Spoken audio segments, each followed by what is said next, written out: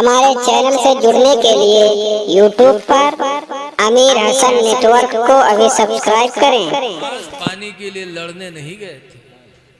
ठीक, कोई बात नहीं, पानी पर कब्जा है तो तुम पानी लो। गरीब नवाज ने सब्र किया और वो सब्र ने गरीब नवाज की जबान में वो असर पैदा किया कि अना सागर को बुलाया है, अना सागर का पानी तो मेरे पास आ। तो एक प्याले में सिमट करके पूरे तालाब का पानी आ गया, तालाब सूख गया।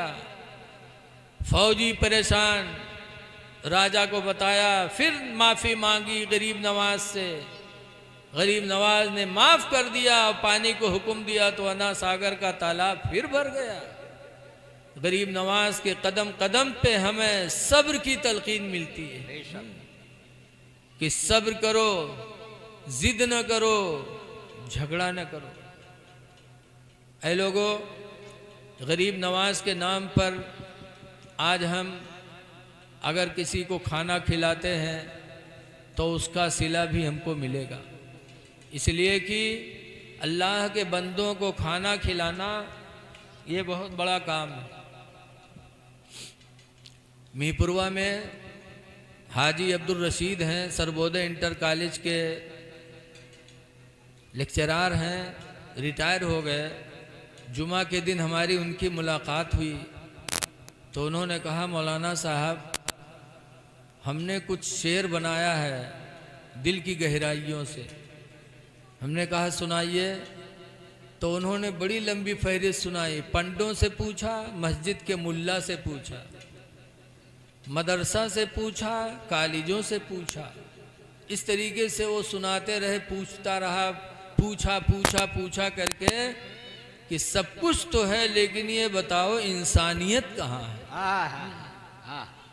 ऐ पंडा, ऐ मस्जिद के मुल्ला, ऐ मदरसे के मुदर्रिस, कॉलेज के लेक्चरार, सारी तालीम है लेकिन इंसानियत कहाँ चली गई है? आज इंसानियत हम में तुम में नहीं है। एक भूखा मर रहा है, एक ऐश कर रहा है। आज कितने अफसोस की बात है कि संभल के मुसलमान परेशान, फिलिस्तीन के मुसलमान परेशान, बच्चे यतीम हो रहे हैं, अस्पतालें ढाई जा रही हैं, पानी नहीं मिल रहा है। और इस माहौल में भी हिंदुस्तान में मालदार आदमी के यहाँ घर में शादी हुई तो पतुरिया नाच रही है, डीजे करवा रहे हैं, नाच की महफिल करवा रहे हैं। ऐ मुसलमानों जरा सोचो, इंसानियत कहाँ चली गई? हमारे भाई के लड़के प्यास के लिए परेशान हैं, इलाज के लिए अस्पताल नहीं है, उन पर बम ढाया जा रहा है और तुम शादी ब्याह में रंडी की नाच करवा रहे हो, डीजे करवा रहे हो। ऐ मुसलमान कब सुधरोगे? जरा इंसानियत पैदा करो। अल्लाह ने इंसान बनाया है तो दूसरों के दुख को भी दुख समझो। बेशक सही हक है। आज बड़ा अफसोस होता है, कितने मस्जिदें ऐसी हैं जहां की इमाम ने शर्त लगा दिया कि अगर निकाह में नाच गाना आया तो हम निकाह नहीं पढ़ाएंगे। तो देखा गया बेचारे गरीब मौलवी की नौकरी चली गई, उस इमाम को हटा दिया। और अगर कुछ लोग साथ रहे तो हमरिन जमात में कुछ ऐसे लाखैरा भी टहरत हैं कि हमका बुला लो, हम पढ़ाई देंगे। ऐसे दज्जाल मौलवी अगर आ जाएं कि जब आपका इमाम पाबंदी लगाए कि अगर शादी ब्याह में नाच गाना डीजे आया तो हम निकाह नहीं पढ़ाएंगे, न किसी को पढ़ाने देंगे। ऐसे माहौल में अगर कोई दूसरा मौलवी आए, चाहे सुन्नी ही हो, तो उसको लाठी मार कर भगाए। सही, वो सुन्नी नहीं है, वो फित्तीन है, वो फितना फैला रहा है। एक भाई बुराइयों से रोक रहा है तो दूसरा आके उसी बुराई में कूद रहा है। वो मौलवी नहीं है, वो शैतान है जो ऐसे माहौल में आकर के निकाह पढ़ा के चला जाए। ऐ लोगों, बुराई रोकना हम सबका फर्ज है। इसीलिए हजरत उमर फारूक आजम रदी अल्लाह ताला अन्हु कहा करते थे कि हुब्बिब इलैया मिनद दुनिया सलास, हाँ कि दुनिया की 3 चीजें मुझे बड़ी प्यारी हैं। हजरत उमर कहा करते थे। नंबर 1 पर फरमाते अल-अम्रु बिल मारूफ, भलाई का हुक्म देना।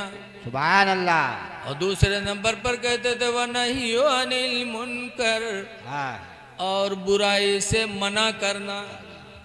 और तीसरे नंबर पर कहते थे वह सौबुल खलक, और पुराना कपड़ा पहनना। बेशक बेशक। हजरत उमर पूरी जिंदगी पुराना कपड़ा पहने। क्यों? ताकि कभी अंदर खुददारी न पैदा हो। हाँ हजरत अब्दुल रहमान बिन औफ कभी नमाज फजर इमामत नहीं किए। एक मर्तबा उनका मुसल्ले इमामत पे कहा गया तो अब्दुल रहमान बिन औफ कहते हैं मैं नहीं खड़ा हो पाऊंगा, मुझे डर है कि मुसल्ले इमामत पर खड़ा होने के बाद कहीं मेरे अंदर ये न सोच पैदा हो जाए कि इन सब में मैं अच्छा था इसीलिए मुझे आगे बढ़ाया गया। हाँ ये सोच न पैदा हो जाए। साहबा की जिंदगी हमारे तुम्हारे लिए नमूने अमल है। अमल। इसलिए लोगों, हजरत उमर फारूक आजम का दौर याद करो कि वो भलाई का हुक्म देना, बुराई से मना करना, ये उनकी जिंदगी की पसंदीदा चीजें थी।